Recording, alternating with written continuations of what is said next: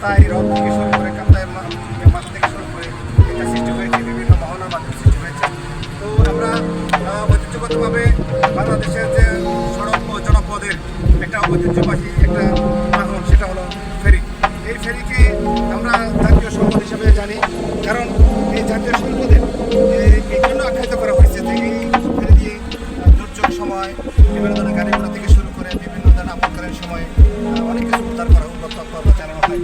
তো আমরা সেই ঐতিহ্যবাহী বাংলাদেশের গর্ব, বাংলাদেশের সেই সম্পদ, প্রাকৃতিক সম্পদ, এই কর্ণফুলী বাড়ি আমরা ডেপুটি করছি।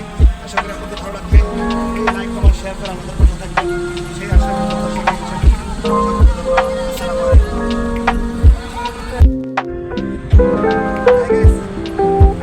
জানেন ভিডিও হচ্ছে কিনা তারপর চেষ্টা করতেছি। আমরা এখন কর্ণফুলীর ফেরিঘাটে দাঁড়িয়ে আছি, অলরেডি ফেরিতে দাঁড়িয়ে আছি। এই কর্ণফুলী নদীতে আসলে আমরা ঐতিহ্যগতভাবে যতটুকু জানি যে কাপ্তাই হ্রদ থেকে শুরু করে কাপ্তাই মাছ থেকে শুরু করে এটা সৃষ্টি হয়েছে, বিভিন্ন মহনার সৃষ্টি হয়েছে। তো আমরা ঐতিহ্যগতভাবে বাংলাদেশের যে সড়ক ও জনপদের একটা ঐতিহ্যবাহী একটা বাহন, সেটা হলো ফেরি।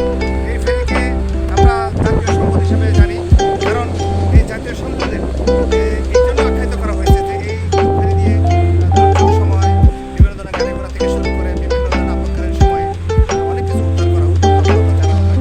তো আমরা সেই ঐতিহ্যবাহী বাংলাদেশের গর্ব, বাংলাদেশের সেই সম্পদ। জানেন ভিডিও হচ্ছে কিনা তারপর চেষ্টা করতেছি। আমরা এখন কর্ণফুলীর ফেরিঘাটে দাঁড়িয়ে আছি, আপনাদের ভালো লাগবে। ফেরিতে দাঁড়িয়ে আছি। এই কর্ণফুলী নদীতে আসলে আমরা ঐতিহ্যগতভাবে যতটুকু জানি যে কাপ্তাই হ্রদ থেকে শুরু করে কাপ্তাই মাছ থেকে শুরু করে এটা সৃষ্টি হয়েছে, বিভিন্ন মহনার মাধ্যমে সৃষ্টি হয়েছে।